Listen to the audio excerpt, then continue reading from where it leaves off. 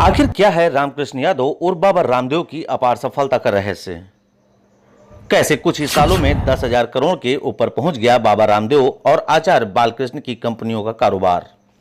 कैसे कुछ ही सालों में न सिर्फ भारत बल्कि पूरी दुनिया में योग गुरु के रूप में स्थापित हो गए हरियाणा के गांव से निकले वेद पाठी रामदेव? हरियाणा के महेंद्रनगर जिले के अली सैयदपुर गांव के रामनिवास यादव और गुलाबो देवी के घर में 1965 में जन्मे पुत्र रामकृष्ण यादव अब हैं योग गुरु रामदेव।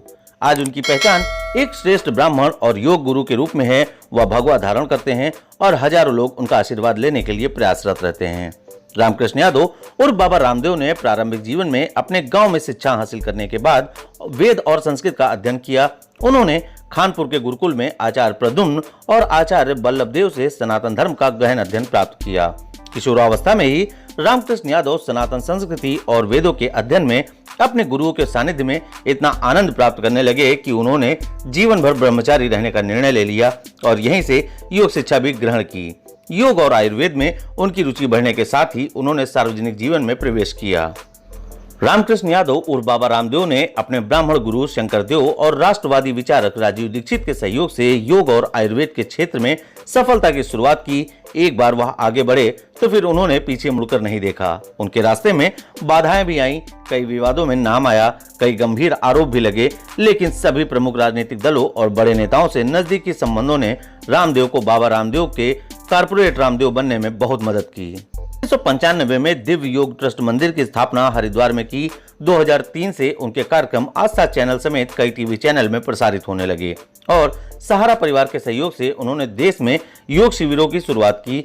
योग और आयुर्वेद को लेकर बाबा रामदेव के अभियान को संपूर्ण हिंदू समाज से व्यापक समर्थन मिला। चंद शिल्पा शेट्टी समेत देश के तमाम प्रतिष्ठित नागरिक, नेता, अभिनेता उनके योग शिविरों में आते थे। धीरे धीरे उनकी लोकप्रियता बढ़ती गई और उन्होंने सामाजिक और राजनीतिक विषयों में भी रुचि लेना शुरू कर दिया।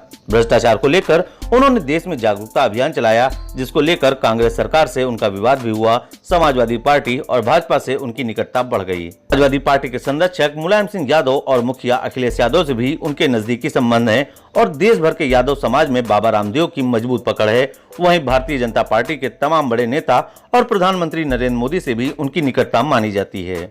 सभी वर्गों में उनके समर्थक हैं और हिंदू समाज में वह तेजी से लोकप्रिय होते जा रहे हैं, क्योंकि माना जाता है कि उनके प्रयासों से योग और आयुर्वेद को पूरे विश्व में और अधिक मजबूती मिली है।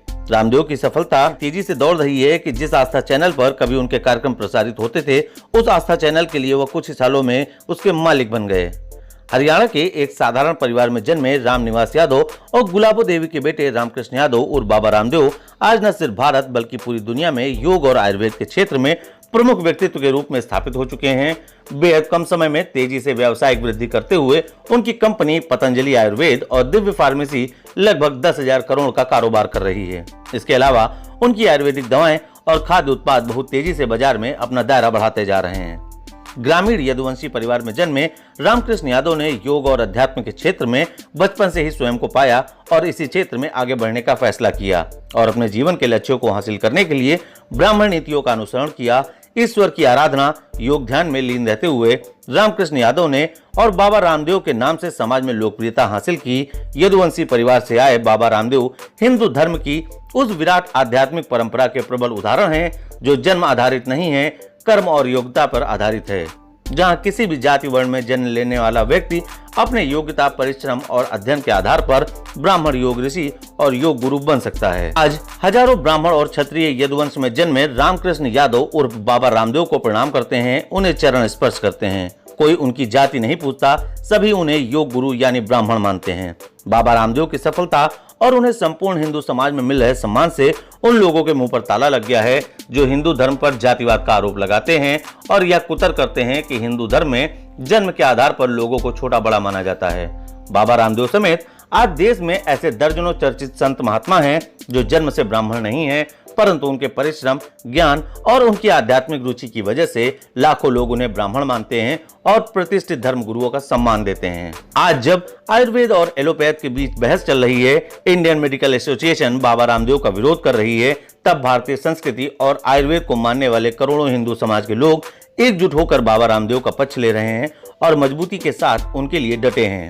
बाबा रामदेव और आचार्य बालकृष्ण ने एक तरफ जहां आयुर्वेदिक दवाओं और स्वदेशी वस्तुओं की एक व्यापक रेंज देश के बाजारों में उपलब्ध कराई है, वहीं लाखों लोगों के लिए रोजगार का भी जरिया बनाया है। तमाम चर्चा और विवादों के बावजूद रामदेव की योग और व्यापार साधना से भारतवासियों को हर तरफ से फायदा ही हुआ है। द इंडियन ओपिनियन के लिए दीपक मिश्रा की रिपोर्ट।